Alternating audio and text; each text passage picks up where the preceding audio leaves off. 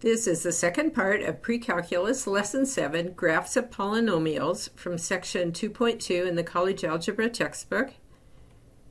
Here we're looking at the intermediate value theorem, which is, suppose f is a continuous function on an interval containing x equals a and x equals b with a less than b, if f of a and f of b have different signs. So I've sketched 2 points on a graph here, where I have a f of a and b f of b as being 2 points. You can see that here a is less than b. And you can also see that f of a is positive, f of b is negative. So f of a and f of b have different signs. F is a continuous function on this interval. And so let's see what happens. If I have a continuous function on this interval, no breaks, no holes in my graph here, then somehow the graph of this function is going to go from a f of a to b f of b. Well, if there's no breaks or holes, the only way I can sketch this graph is to cross the x-axis at some point. And at this point where we cross the x-axis, this is our point of interest here.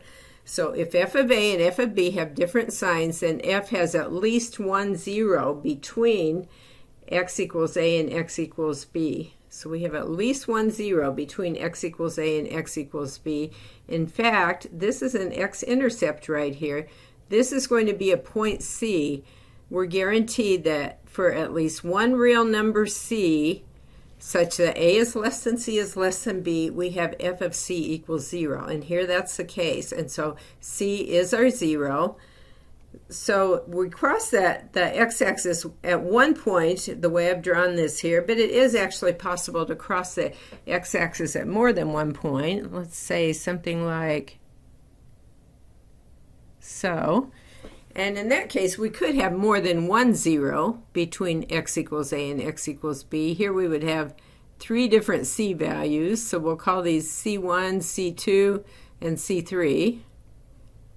And we can see that f of c1 equals 0, f of c2 equals 0, f of c3 equals 0. Well, why is this important with polynomials? Because polynomials are continuous functions everywhere.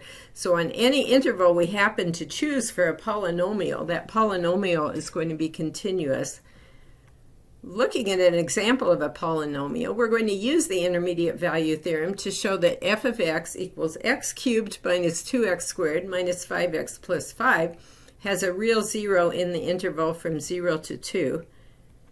Okay, well, this f of x is a polynomial here, so f of x is continuous on all intervals, including the interval from 0 to 2. Now, if we think of 0 as being our a, and 2 as being our b, then f of a, or f of 0 here, is equal to 0 cubed minus 2 times 0 squared minus 5 times 0 plus 5, which simplifies to 5. F of b, which would be f of 2 here, is equal to 2 cubed minus 2 times 2 squared minus 5 times 2 plus 5. We simplify to end up with negative 5 here for f of 2. Now, by the intermediate value theorem, since f is continuous, being that it's a polynomial, and f of 0 is greater than 0, and f of 2 is less than 0, then we're guaranteed that f has at least one 0 in the interval from 0 to 2. Try on your own number 2 for this lesson is to use the intermediate value theorem to show that h of x equals x raised to the power of 1000 minus x minus 3 has a real 0 in the interval from 0 to 2. This is real similar to what we just did, but it's different. You're going to have to think about this. So when you write your solution for this try on your own, make sure that you explain how you came to this conclusion.